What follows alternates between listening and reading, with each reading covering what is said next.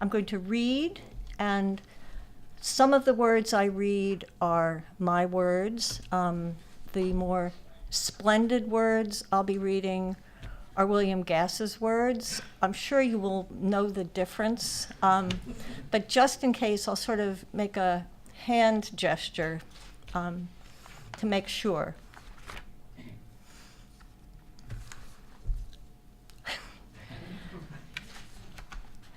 Big Hans yelled, so I came out. The barn was dark, but the sun burned on the snow. Hans was carrying something from the crib. I yelled, but Big Hans didn't hear. He was in the house with what he had before I reached the steps. This was my earliest encounter with William Gass, and like the Pedersen kid, I had no idea what I was getting myself into. That is, I didn't know what it was I had walked into, only that where I wasn't like anywhere I'd been before, and by that I don't mean outside a godforsaken farmhouse in a blizzard in the heart of the country, not in a setting, not in a story, but in he was in the house with what he had before I reached the steps. The syntax here dazed and confounded me. A real Klein worm of a sentence, to employ Gass's topological turn on architecture, forcing me to dive back inside the opening clause, as if the hidden information, what Big Hans had, might be found there. As if anywhere in this story, in this life, the idea of going back and poking around might reward you with answers. Something was going on here, and it wasn't like anything I'd encountered before. The immediate effect of reading William Gass was likewise topological, the space of everything implied by sentences and paragraphs rendered infinitely stretchable, the inside of things become the outside the inside, dislodging the grimmest, grossest, least overtly apparent aspect of who I might be, as if to not go back into the opening clause of life and find it there would be to remain forever enthralled to it. I was back in my own country.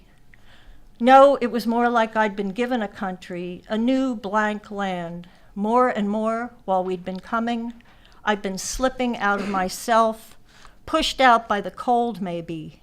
Anyway, I had a queer head, sear-eyed and bleary, everywhere ribboned. A writer could do things she hadn't thought possible. That was the immediate effect of reading William Gass. Though those things accumulated over time, the more of William Gass I read into something the size of a tidal wave, tumbling consciousness and bringing pieces of it to the surface, like the messages in a magic 8-ball. Listen. We converse as we live by repeating, by combining and recombining a few elements over and over again, just as nature does when of elementary particles it builds a world. A dancing bear, the daily paper, a small box riven with silver wires. No, but one of those eruptions which take the lives of people on the other side of the world. It's any cornered creature or the chuckling gull. It's dark tubes and tunnels, over-decorated skies, a plate of pastries, an ocean on which it's been raining.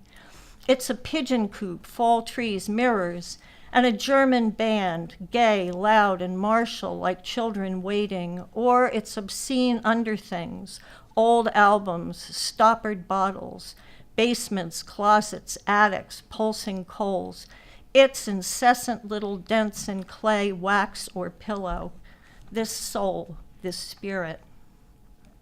The form, that is what the long search is for, because form, as Aristotle has instructed us, is the soul itself, the life in anything, and of any immortal thing, the whole.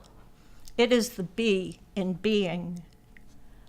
Butterfingers, Baby Ruth, Snickers, O. Henry, Hershey, Bit-O-Honey, Clark, Mars, Milky Way, Powerhouse, Chiclets, and for a time, forever yours.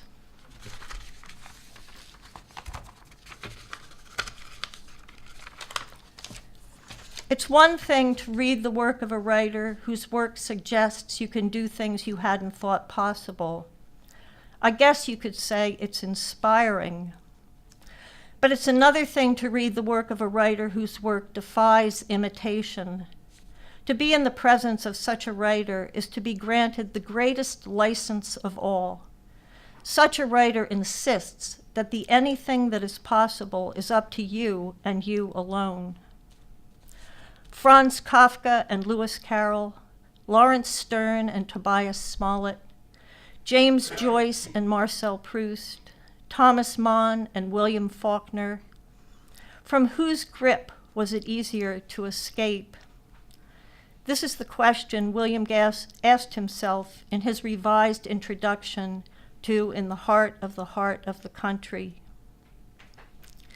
Among the writers who are towering presences, and there are not very many of them, the ones who wrote things that could have been written by no one else, there are only a very few who, by their work, give you permission to find your own way to the other side of supposition, rather than to do it their way.